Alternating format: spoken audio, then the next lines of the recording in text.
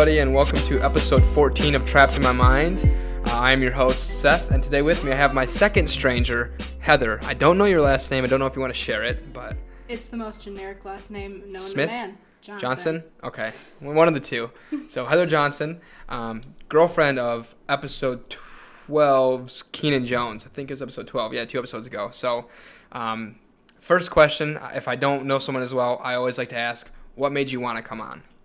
Honestly, I just I watched Keenan's episode, and then it just, went along with this. I'm like, this guy seems really cool. I think we could have a good conversation, and I've never done this before, and I'm a really big person on, first time doing something, and just, try to do everything. I think that's a good motto to live by. Yeah. And I appreciate the compliment. And I agree. I like to try to get outside of my comfort zone and do things, I don't typically have the chance to do. So I'm glad you're here. Glad you reached out. And I'm interested to learn more about you. So I know we kind of, the thing I like to do when I don't know somebody so well, when they come over, we kind of shoot the shit a little bit before we get on the podcast. And from what I can tell, you are very outgoing and you're not very shy. So I think you'll make for a good conversation.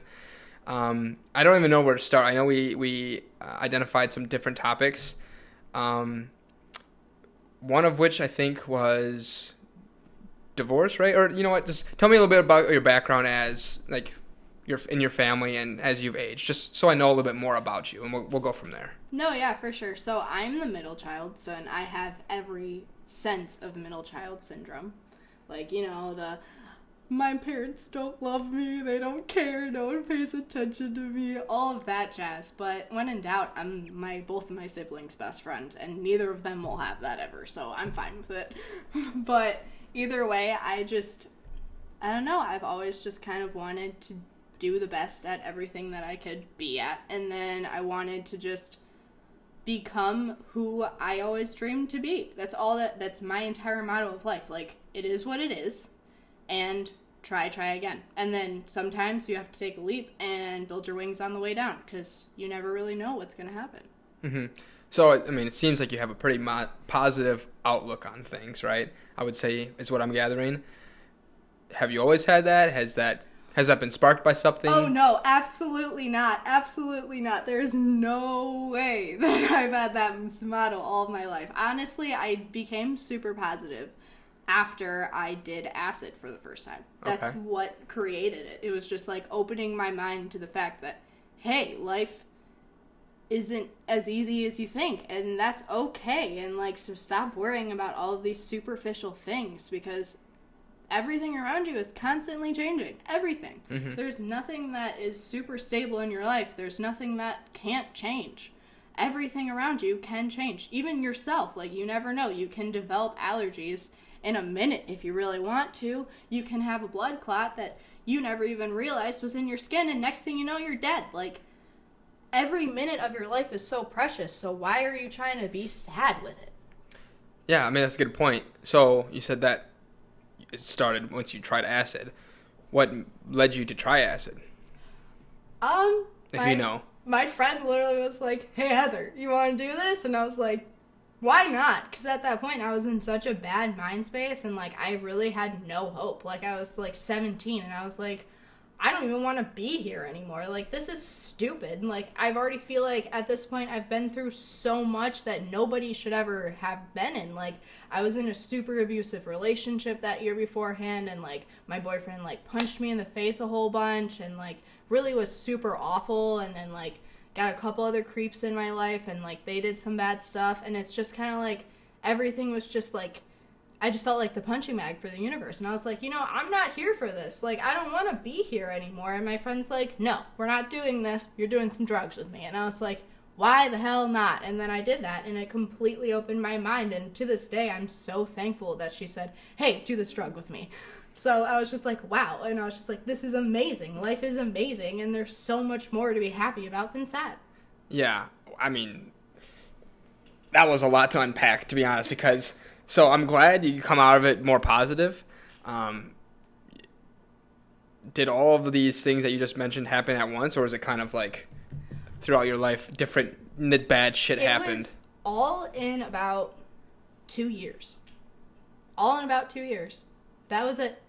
I mean, and beforehand, I didn't really have that much. I didn't really have an easy childhood, but like beforehand, it was just kind of like I wasn't outgoing whatsoever. I wasn't this person that you're seeing right now. Like, I was very in my shell. I didn't really talk to a lot of people. Like, I had my close friends and, like, people that my friends introduced me to. Like, I was super open with, and I was, like, super about it. But I was that kid with, like, the headphones in, hoodie up, and just zoom into class and barely ever went to school because I didn't care. I was just, from when I was 14, just first going into high school, I was just known as the girl who smoked a lot of weed. Like, that's all I was known at, and was known for having a senior sister, and that's about it. So what... It's interesting because you seem very open. I don't know much about you, so I don't really know what questions to ask. Okay, so let's back up to, you said you, as a child and maybe early teenage years, you were very quiet and mute and were just the weed smoking girl, right? Yeah.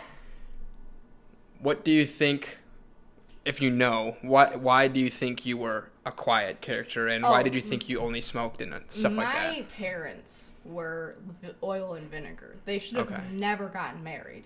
Like, that's all that there was to it. And, like, my dad did a lot of shit to my mom. And, like, my mom, like, self-destructed and wasn't really, like, a mom, really.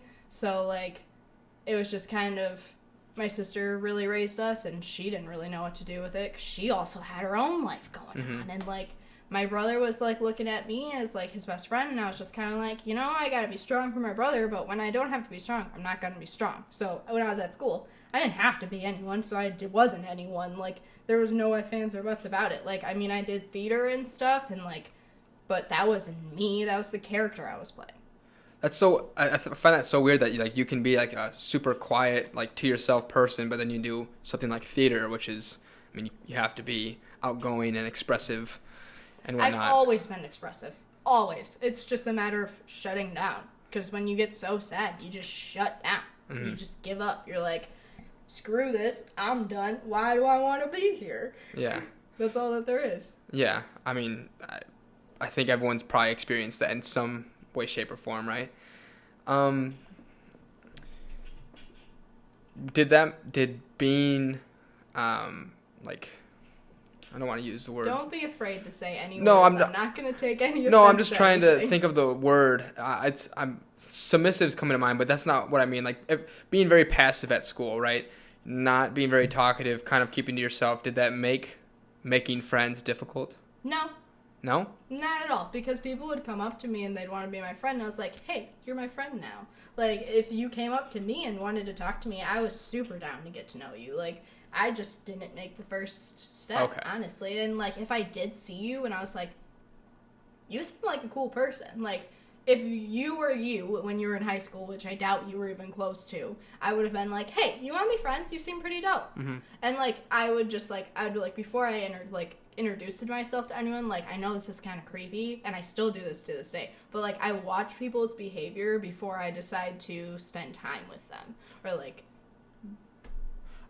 I don't think that's creepy, and I don't think it's creepy. I think it's hard to do, right? Because, well, lots of times, people you don't know, your first way to observe them is social media, and, I mean, who knows if they're portraying their actual selves, but that's a whole different conversation. Oh, yeah. But, I mean...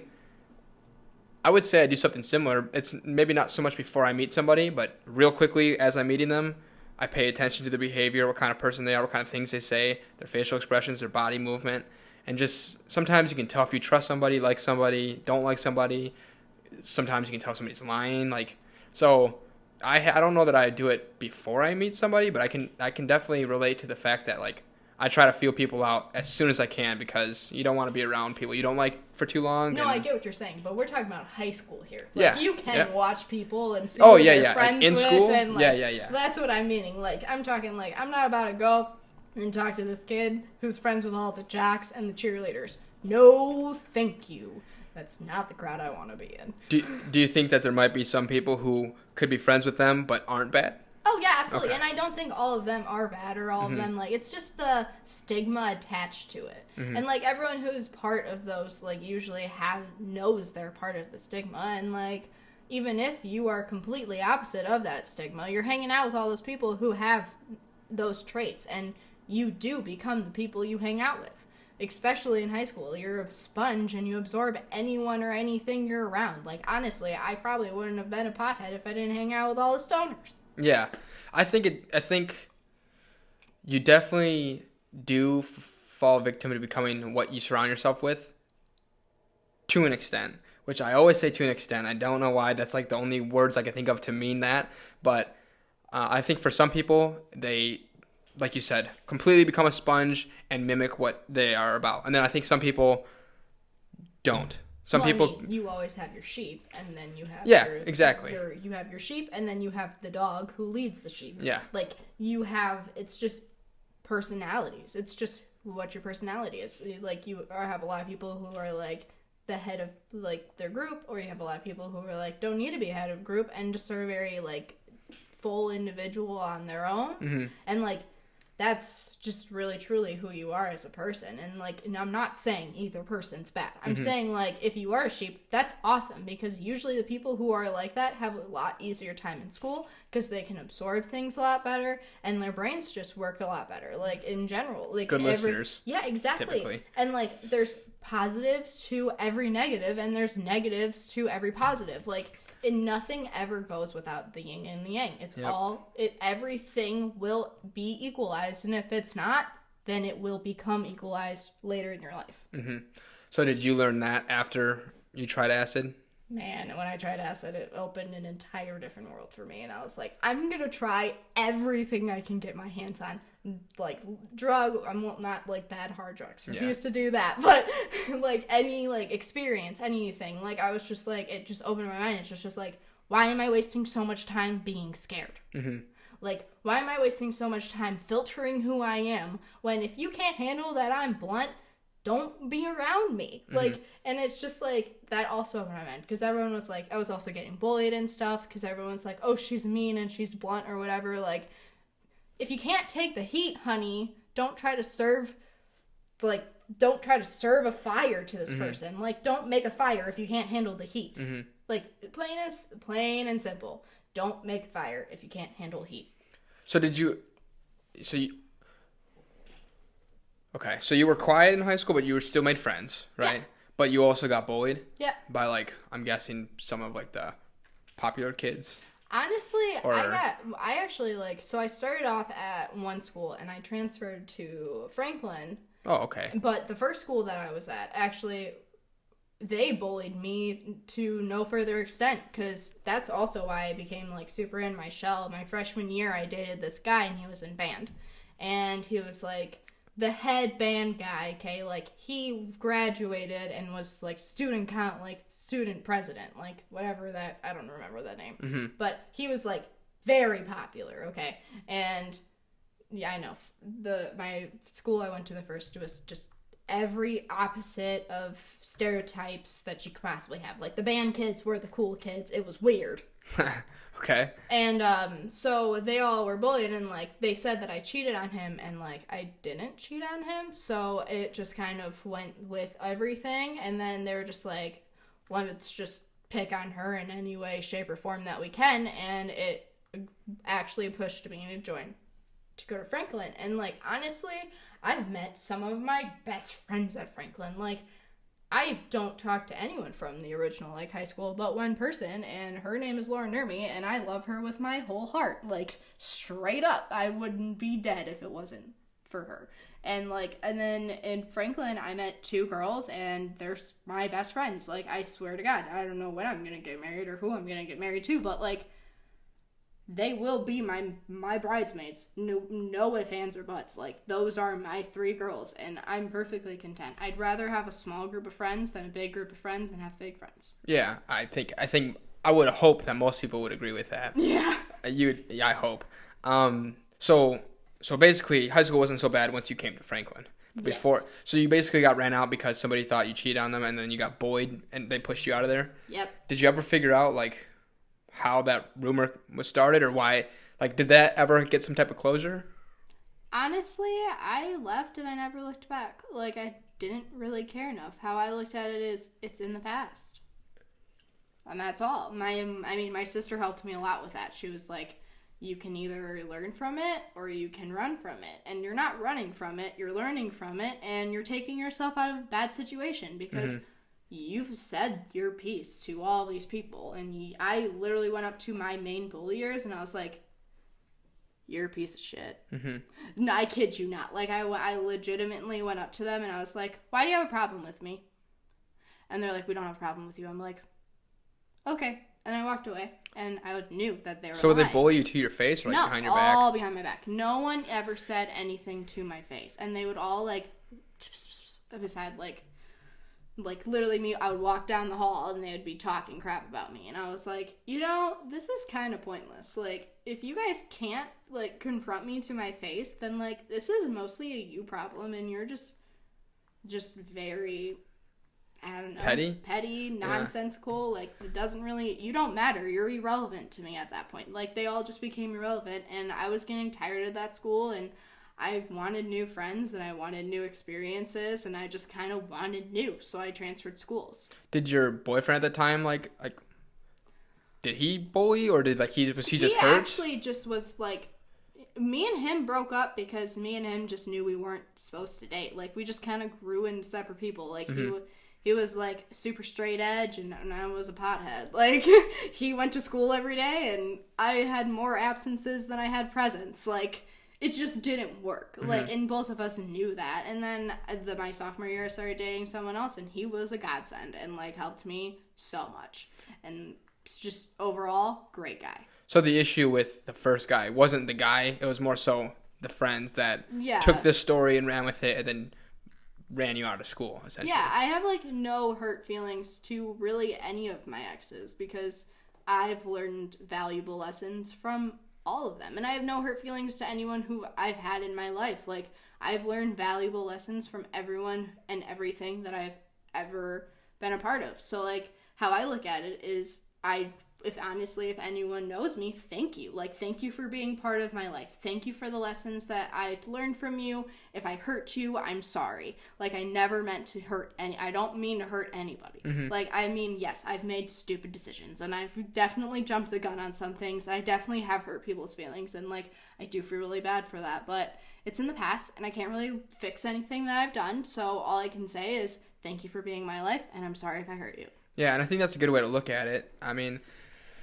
It's a hard truth to face when you realize that you may have hurt somebody's feelings, but it's good that you can learn from it, and it's good that you can learn from the people who burned you.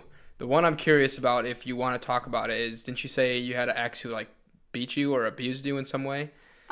So I've actually, like, I've gone to counseling for this. Like, I've talked about this a lot, and, like, I've helped other girls through it who have had similar situations as I have, and, like...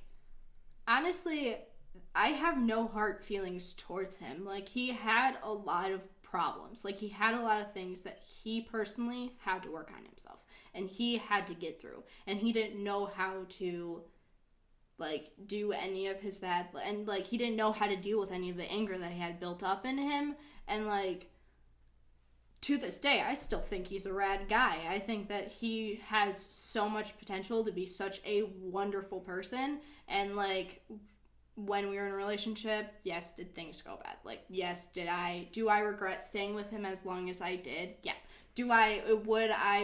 Like, if I could go back in time, I would definitely tell myself, like, leave the first time that he hit me. Like, I would have said, hey, this is toxic. You can't avoid any of the red flags anymore. Like, you really do need to get out of this, Heather. Like, you need to, like, get your head in the game again and just leave this bad situation that you got yourself into.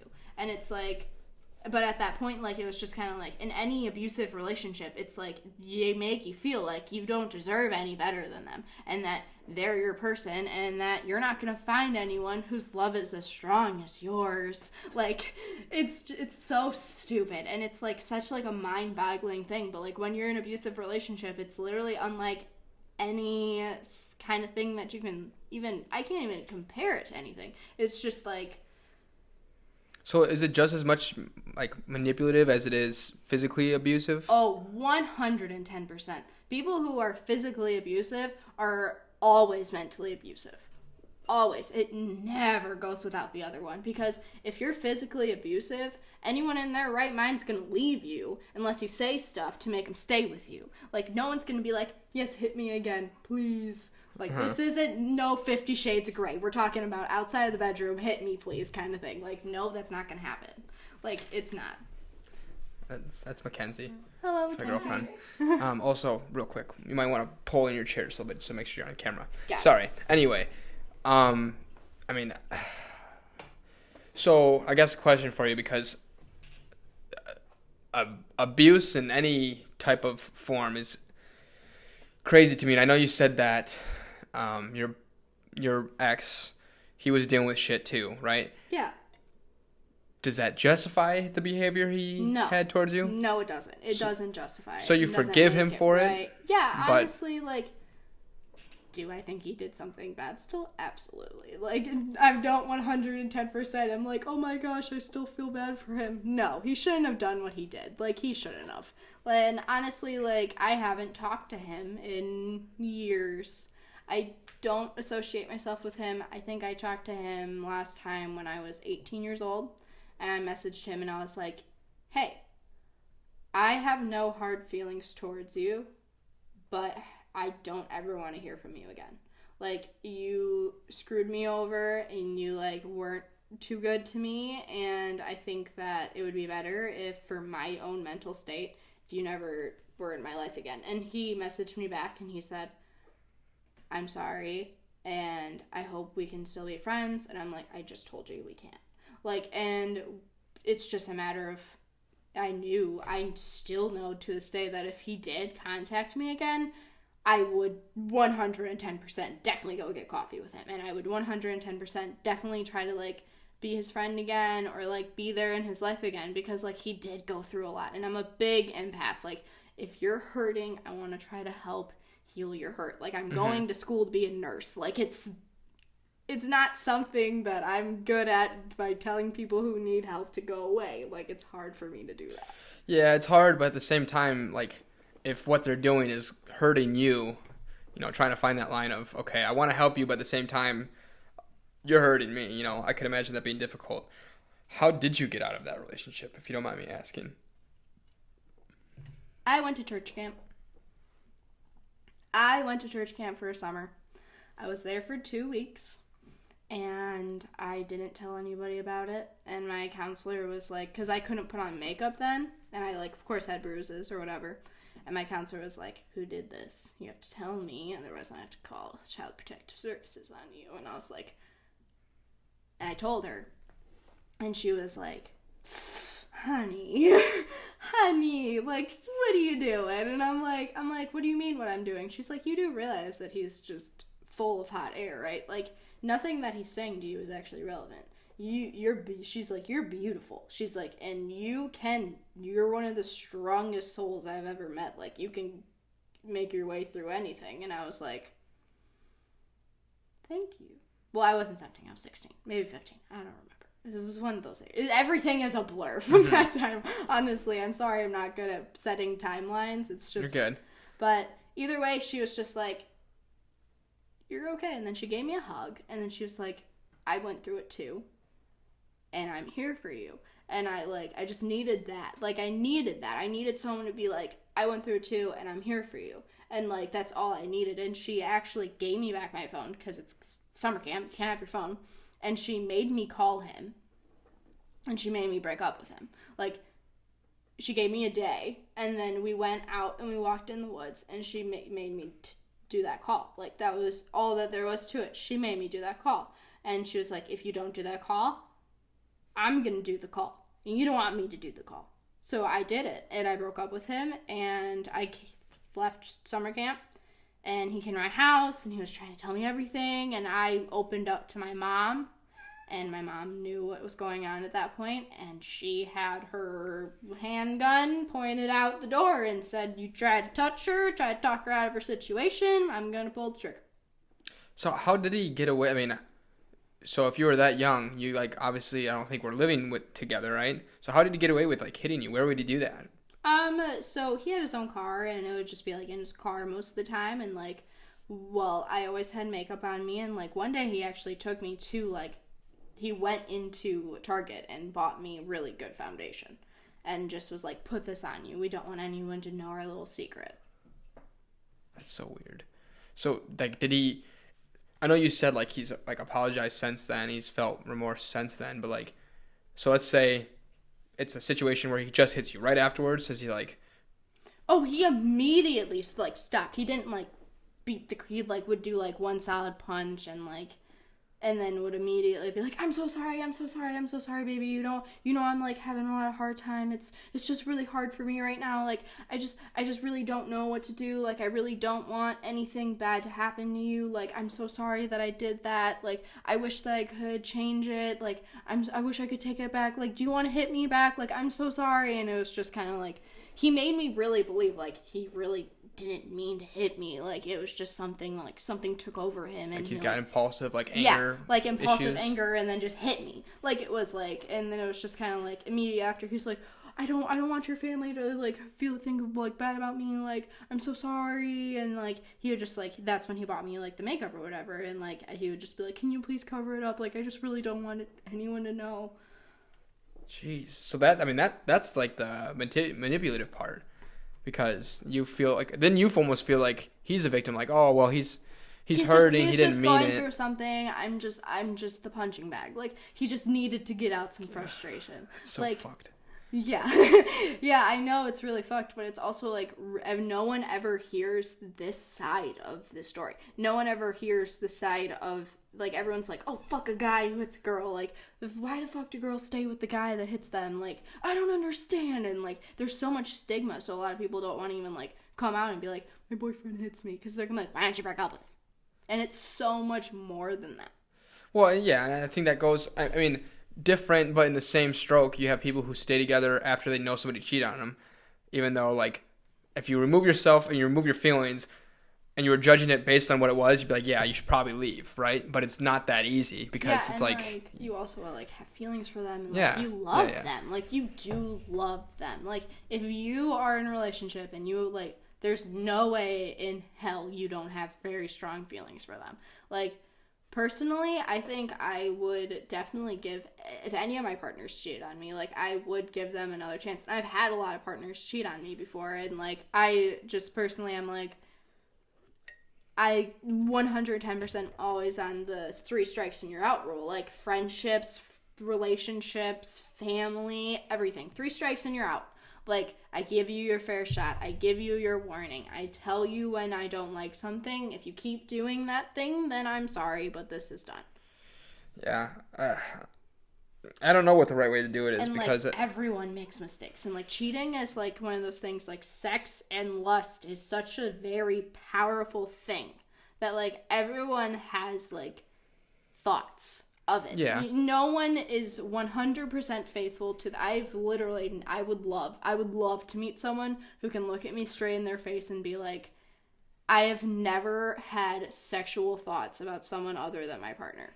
Well, I don't think it's so much like the thoughts, because that's human instinct, you can't control. It's acting on it. But I mean, I think it's I don't know how to react to, you know, giving multiple shots, because, you know, I've done that once where I've given somebody another shot. But I really shouldn't have, not because it hurt me, but because I couldn't trust this person anymore. So like the relationship just wasn't going to work out. No, yeah, and that's usually what happens with cheating. Like you break trust. Like and there's all that there's to it. You can't have a healthy relationship once you break the trust. So why would you give them more than one chance? Because I was a kid. Yeah, but you said even now, honestly, like it's a matter of like, I have a hard time letting go of people, things, everything. Yeah. Like, it's like, and I know that, like, the trust would be broken, but I'd rather have the trust be broken and still have them in my life. Like, and still have that person that I've created such strong feelings for and such, like, a solid foundation with. And, like, also, like, if you broke my trust, like, that sucks, but I don't, like, what if you, like, honestly, it all depends on the story. Like, if they straight up tell me, like, I got so drunk, I don't even remember, I don't even know if it actually happened. If they're over here telling me, like, I was 100% sober and I cheated on you with 100% myself knowing that I cheated on you, I'm sorry. I wouldn't give them the time of the day. But if they were like, I was really drunk and like I really regret it, and like just like it all depends on one, how they tell me, two, like what the story is with what happened, and three, like if they feel bad about it. Like if they feel so bad that they're like crying, or they're like on verge of tears, or they literally have a red face, or you can read people when they're actually sorry for doing something. Yeah, I would agree. But so are you saying that if somebody's drinking, it's an excuse for being unfaithful? I'm not saying it's an excuse. I'm just saying I could understand it more. Because I would think like lust and basically lust exists while you're completely sober and when you're not. It exists any time in your life. So like, and honestly, like let's say I'm cheating on somebody, right? And I'm doing it sober because I'm lustful and I still regret it. I think honestly that's, I don't know, it's bad, but I don't think it's as bad as like, oh, I want to cheat on somebody, but I know that the only way it's going to be even a little bit believable as a mistake is if I get drunk. So I intentionally get drunk to cheat on them. Those are the worst kind of people. Honestly, but like also you could read that. Like if you know someone that well and you say like you love them and you want to give them another chance, you can totally read that on their face. Like it's all a matter of like what they're saying to me and what they're reading, like what emotions I'm reading. And at that moment I will decide if I'm giving them another chance or if I'm not, because like I have given people another chance after they've cheated on me. And, like, I've really been thankful to myself for doing that. And then other times I've been like, why did you do that? That was so dumb. Like, yeah, I mean, I don't know. That's tough because, like, let's say somebody has a habit of drinking, right? Yeah. No, honestly, like, if they cheated on me when they were drunk, I know exactly where we're going with that. If they cheated on me when they were drunk, I would be like, you're gonna stop drinking. Like, if you can't handle yourself when you're drunk, you can't get drunk. And if they don't want to do that, then break up with me. Yeah, but why is it more acceptable if somebody's drunk than if somebody's sober? Honestly, definitely the stigma of social media. Like that's everyone's excuse. Like that's honestly why. Like that's why I believe it. It's because it's the stigma attached with it. Like, I fucked up and I'm sorry, I was drunk. Like, it's just it's just what happens with people. It's what people's excuses are. So yeah, I mean, another excuse that people could use is like, I'm going through shit. Like, I wasn't drunk, but I was just, I mean, there's so many different excuses. Sad. There's so many different excuses you could make up. It's just, I understand wanting, because I did give somebody a second chance. I understand wanting to do that. But, so, question for you. So, you said you've given a couple people chances, right? I've been the cheater and the cheated. Okay. Honestly, like, I have been on both sides. Like, I 110% when I cheated on the person that I did, I immediately felt so bad. And I cheated on them because they cheated on me. Like, yeah. I was getting back, and then I was going to break up with them, and I still just felt so bad. Like, I don't know how people do it. Like, the guilt inside, I still feel guilty about it to this day. And it's just like... So, but, I mean, wouldn't you think that, like, after... You never would have got yourself in that situation of... You never would have given yourself a chance to cheat on him had you left this person after he cheated on you. So, I guess the question for you would be, has any of these times that you've given somebody a second chance... It might have worked out in, like, you know, in a sense of, you know, you don't have hate for them anymore, which is, I think, is good. Like, even if you don't date them, if you can remove the hate, I think that's good. Honestly, that's the only plan. That's why I give people as many chances as I do, because I don't want to have a reason to hate them. I don't want to hate anyone from my past. Yeah. I don't want to hate any person on this universe. I think hatred is, like, one of the most toxic things. I agree, and it's the opposite of love, and it takes just as much, if not more, energy to hate somebody as it does to love somebody. But so much energy to hate someone. It does, and it consumes your time and your thoughts. But so if somebody cheats on you, though, you can still, like, so why wouldn't you, if somebody cheated on you, be like, hey, we're done dating. We can be friends from here on out. We can be civil, but I'm not going to keep dating you because the trust is broken and I know it's not going to end well. Why would you continue to date them, I guess, is my question. That's a very solid question. You have very solid points. And honestly, I don't know how to tell you an answer because you're making a solid point and you're saying solid things. All I have to say is honestly, like, it's just my personality. And, like, if I didn't, then I would feel like I would regret it. I would feel like you'd give up on them? Yeah, I would give up on them. Like, I would regret, like, not giving them a second chance. And, like, I don't want to have any hate for people. And I don't want to have any regrets from my past. Like, when I die, I want to die and just be like, I had no regrets. Now, I'm not going to get no regrets tattooed on my chest or whatever, but, like, I want to just, like, be that grandma and be like, I have no regrets from my past. I feel like I took everything as a grain of salt, and I took the things that are supposed to be more heavy as a bag of, like, salt. Like, I, like, did what I felt was necessary. So, like, me personally, with the 3 strikes you're out thing, that's all just a personal thing. Yeah. And I can't explain to you why I do it like that. It's just, I do it like that, and that's all.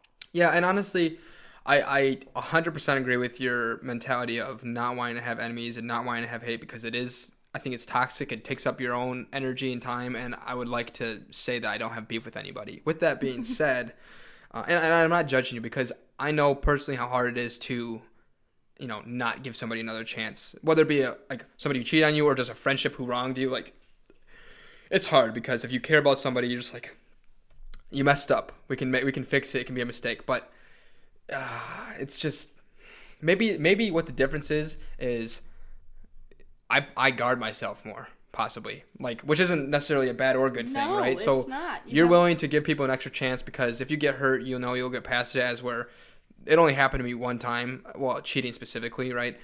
But it hurt so fucking bad that, like, I don't want to give anybody a second chance to do that. So it's like now I'm on. No, I don't.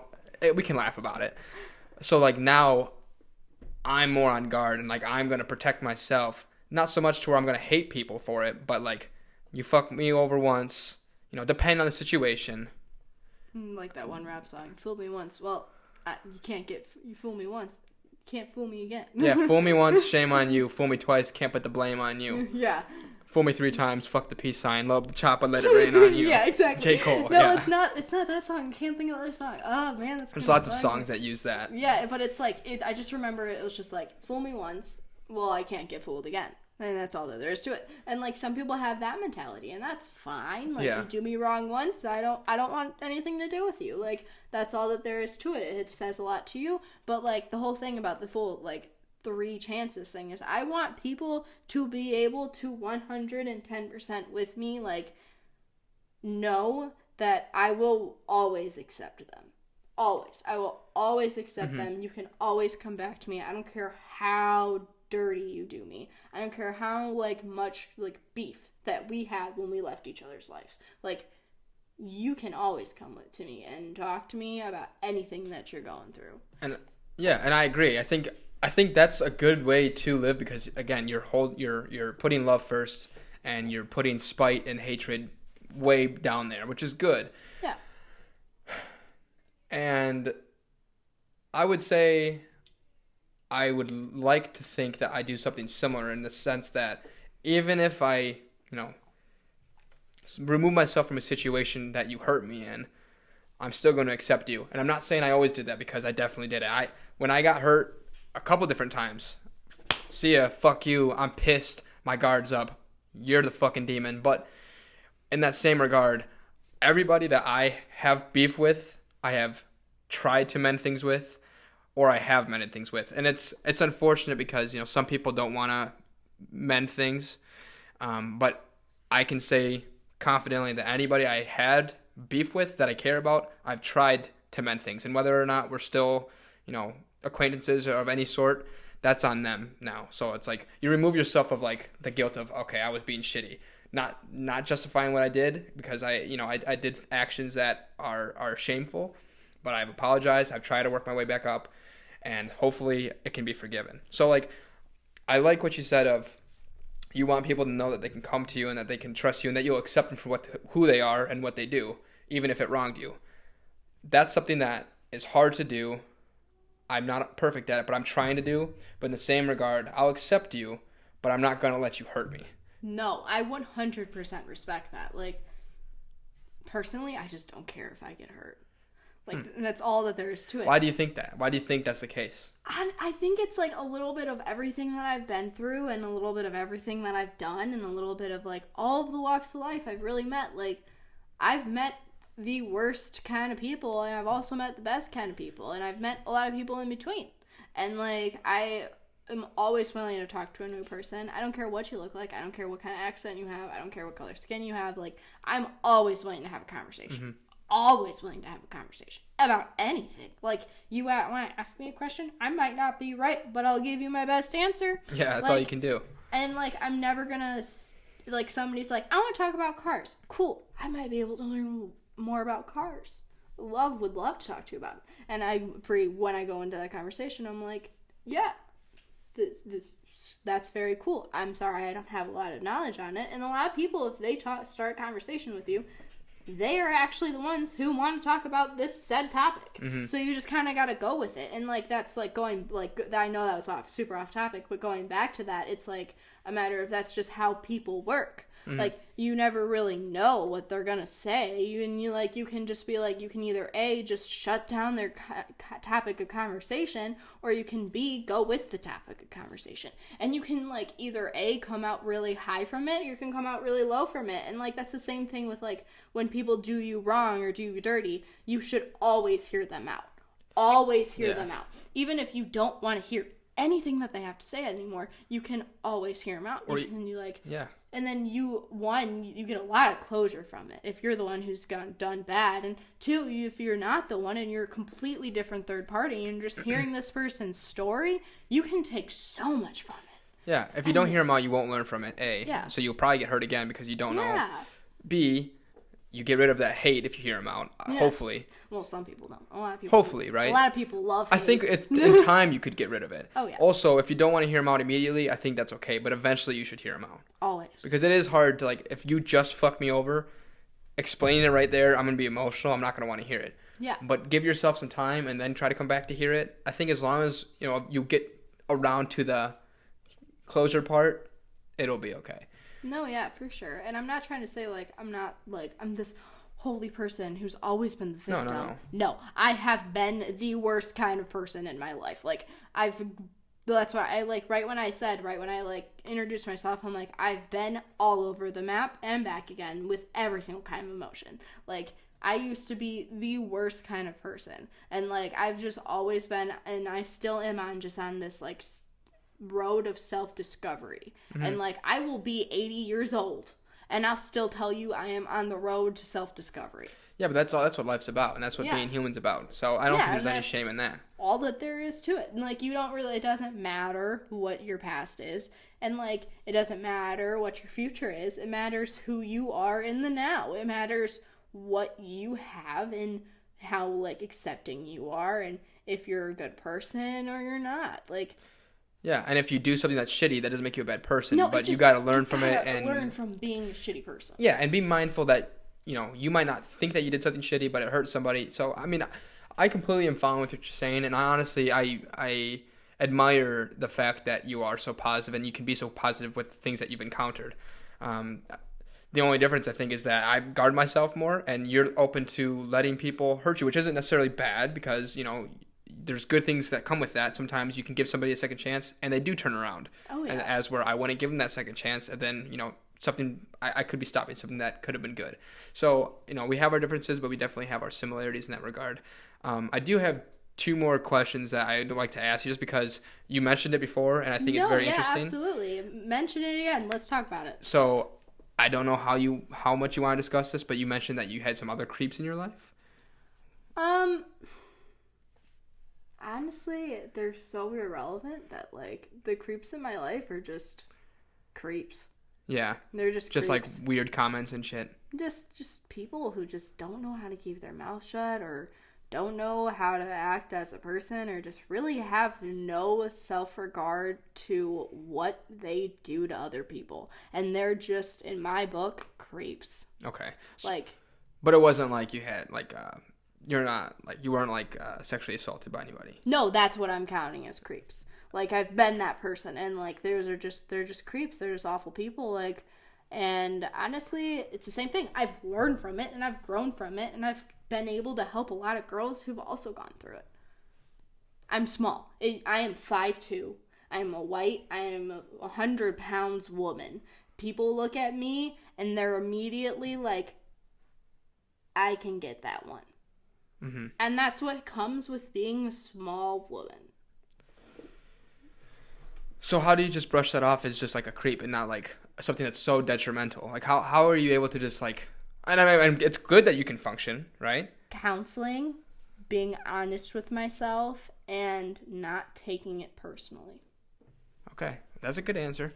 I mean, because I can't even begin to imagine any part of those emotions. I still have night terrors from it. Like, it's not like it's like this thing that I can just, that I'm brushing off of my shoulder and like I'm like, don't acknowledge that it happened. Like, I have night terrors from it to this day. But like, it's just a matter of, I refuse to let that like be my life, and I refuse to let that like lead the life that I'm going on, or like hold me back from experiencing anything or from living the full life. Why would I let someone that can do something so disgusting to another person ruin who I am or what I can do? Yeah, I mean, good. I'm glad you can say that, because it's awful, you know. Well, the situation's awful regardless, but then also the extra baggage that comes with it and how long it takes people to heal, if ever, that's just as awful, because, you know, you can't live a normal life from what I've,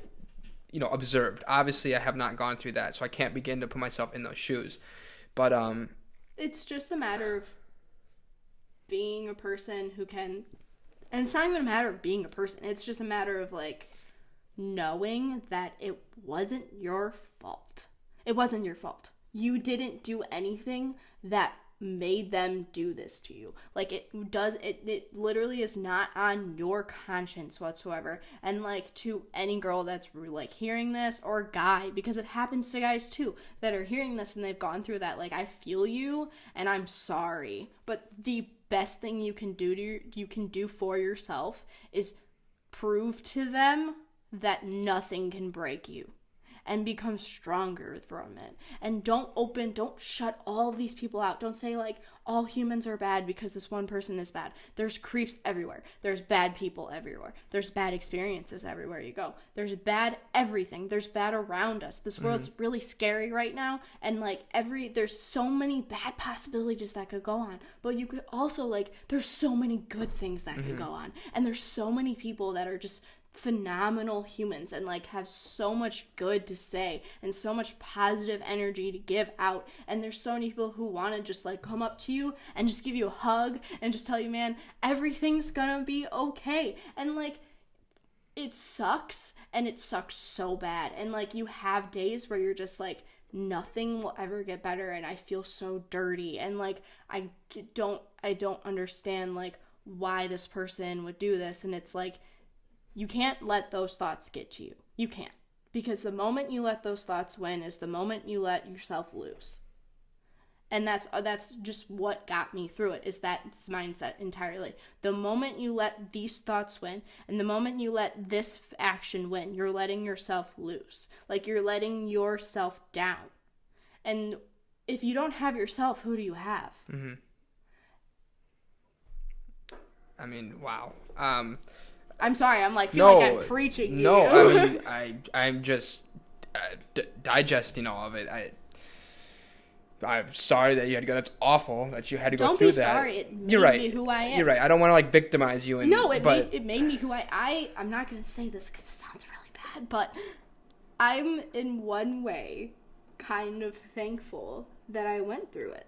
I am, because like, I'm not thankful. I wish that it never happened. I shouldn't say that word, but I'm like, it made me who I am. It made me stronger. It made me less guarded. It made me go out and actually seek help for all of the mental issues I have from my life from beforehand. Like, that's the last straw. Like, that's the straw that made me know, like, hey, I needed to get help. Like, it made me go up to and like talk to girls who like I saw were like struggling with it. Like, it made me open up, and it made me like spread the word to other like women and men, and like, it helped me. Like, I've made a lot of friends through it. Like, I've like grown so much as a person because of going through that it's almost become part of me. Like, it's almost become like who I am as a person. Like, I went through this, and I am proud to say that I am still here.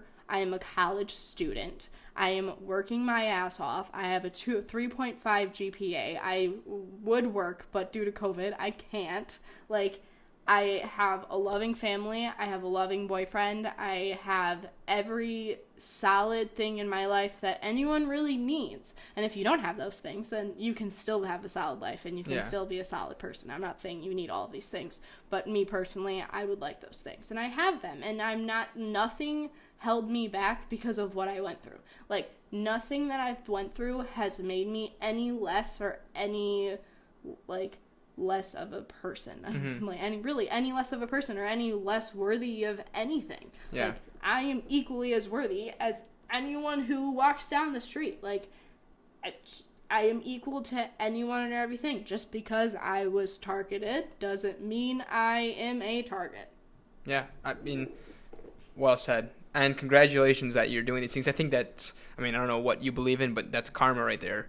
You put in good energy to people, you treat people well, you keep a positive mindset, and you get returned. Maybe not right away. Maybe you hit some dark shit, but eventually your karma will come back.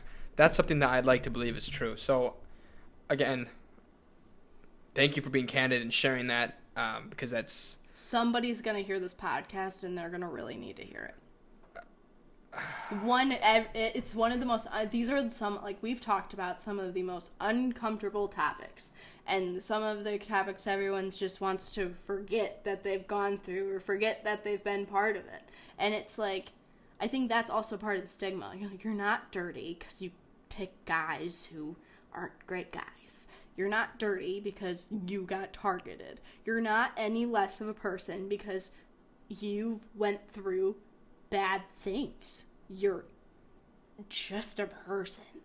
And that's all that there is to it. Yeah, I think that is important to discuss because, I mean, there's people who haven't realized that yet, and I don't even want to speak on it. I don't even know how to say it. It's it's honestly quite, there's no other word besides powerful to hear that, so I don't really have many comments on it. But I read the books. I learned this from books. I learned this from podcasts, listening to girls who've gone through something like this. The most and the best thing I can do is just be that person for someone else. Well, I definitely think you have a good attitude about it. And honestly, you've kept a good attitude about all of these roadblocks, so to say, in your life. But if you want, very briefly, turn it into a more, well, hopefully it's a positive light. It could be dark depending on what happened. But I know you said you like to experiment with drugs. I myself have never used drugs. Not super interested in doing it, but I'd like to hear... maybe drugs you like and why you like them, or drugs that gave you bad experiences. Anything you want to say about drugs, we have some time. I'm interested to hear it all. Mary Jane is my favorite drug. I love pot. I really do. Okay. And it's not even like a matter of the high from pot. It's like, okay, you can have CBD oil and you can immediately, your muscles will feel relaxed because your muscles are getting high, but you're not. And it helps so much with so many different, like we were talking earlier, like it has so many helpful like aspects with like a lot of different medical issues and stuff. And like if you completely take out all of the bud and you take out everything and you just look at it as a plant, you can use hemp, which is like the stem of the plant, as building materials. We can make it paper out of it. I made necklaces out of hemp. You can make thread out of hemp. Yeah. Like, you can do so much with that plant, and you can use every inch of it. And if we had just stopped deforestation, we could stop deforestation with marijuana. No doubt. We could do it. There's no doubt in my mind that we could do that. And it's like, if we stopped deforestation, our ozone layer would be so much better.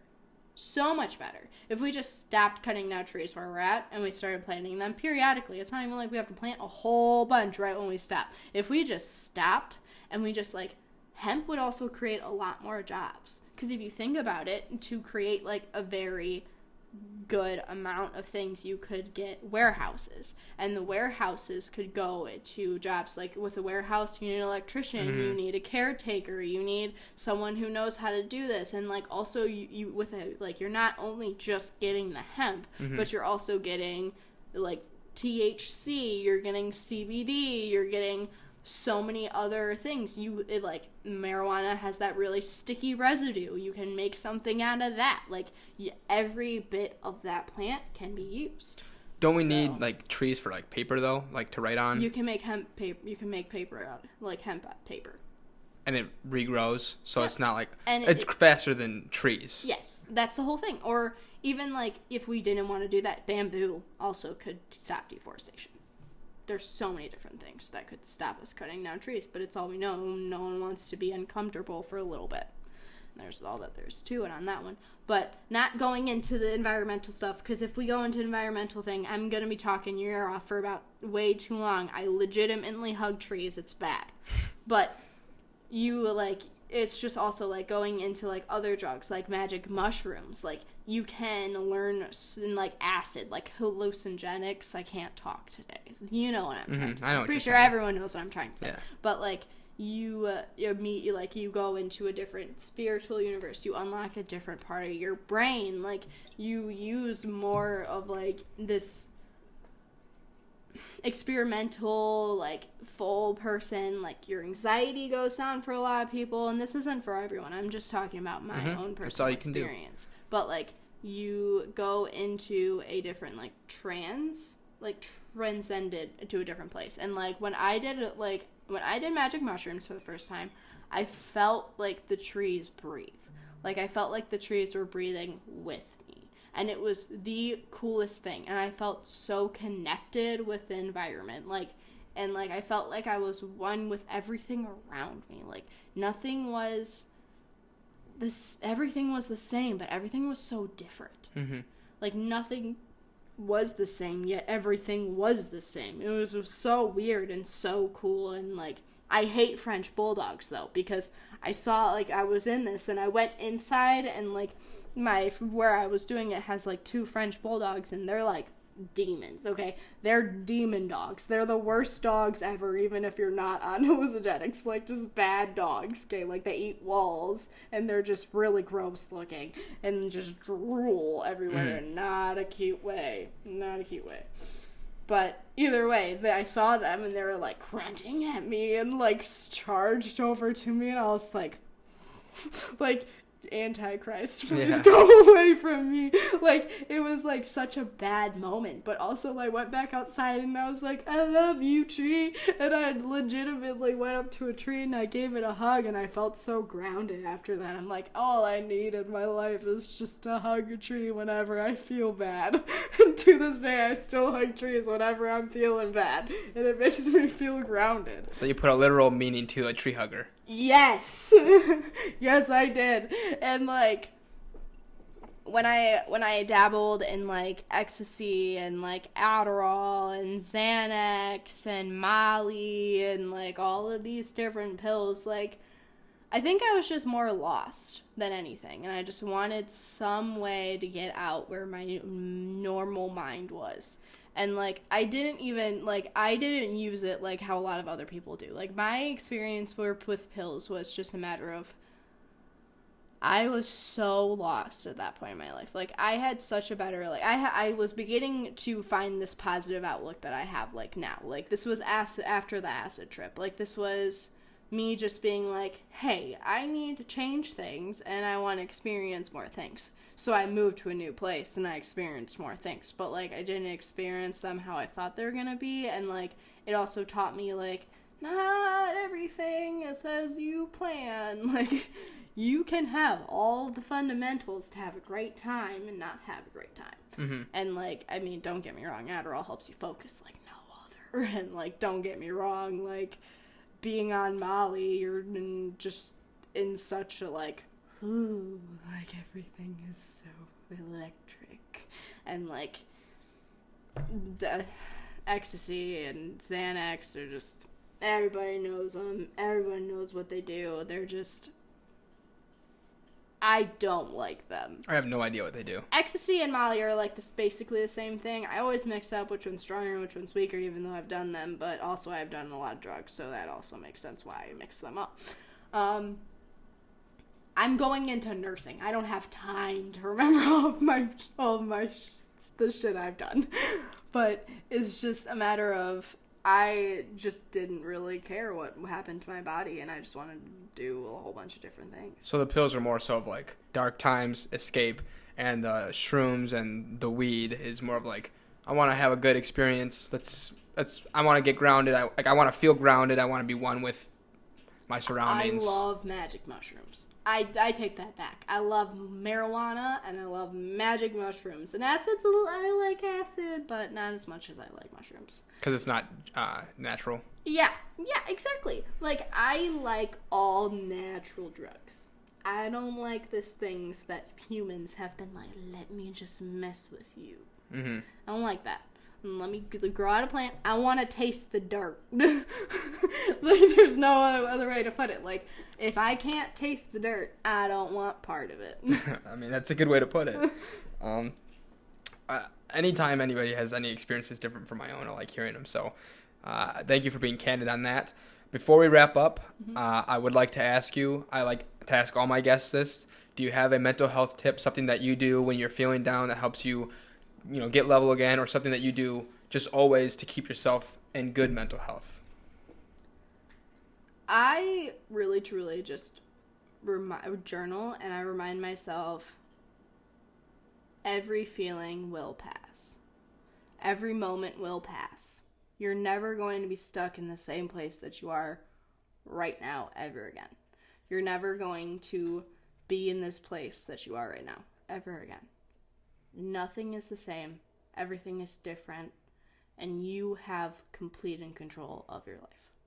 So when you say you journal, do you write down, it's just like a diary, and then you also remind yourself? I literally write down that every time. Like, I write that down. Specifically what you just said? Yes. I write down that mantra as many times as I need to hear it myself, because it's just helped me through a lot of things. And I read things from people, or like read different fantasy worlds that just help you escape and just help you just remember, like, hey, everything will pass, man. Also, yoga's good, but yoga's very, like, everyone says yoga, everyone says meditation. Because it's good, right?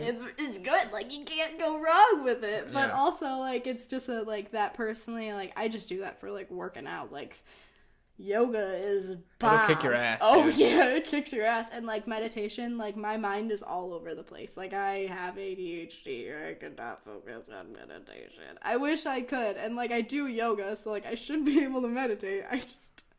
I'm just like, what was that? Like it's hard. Cat. It's hard.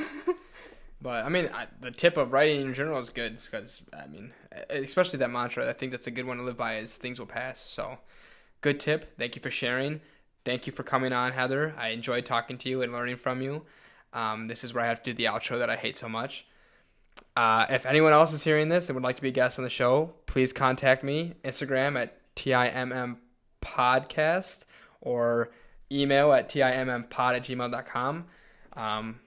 Or reach out to Heather if you like some of her stories, right? Is that fair to plug? No, yeah. Reach out to me, man. If you ever need to talk to anybody or anything, like, you feel weird about it, like, just message me. I'm sorry if I don't get to you right away, but, like, I will be here for you. You want to tell the people your Instagram handle? My Instagram handle is Heather Johnson. Actually, no, Heather Feather X99. That's my Instagram. Heather Feather X99. Yep. All right. Well, if you have any questions for her, want to learn from her, she's very open, because I literally just met her and she gave me a very open conversation, which I appreciate and admire. Thank you again. Until next week, guys.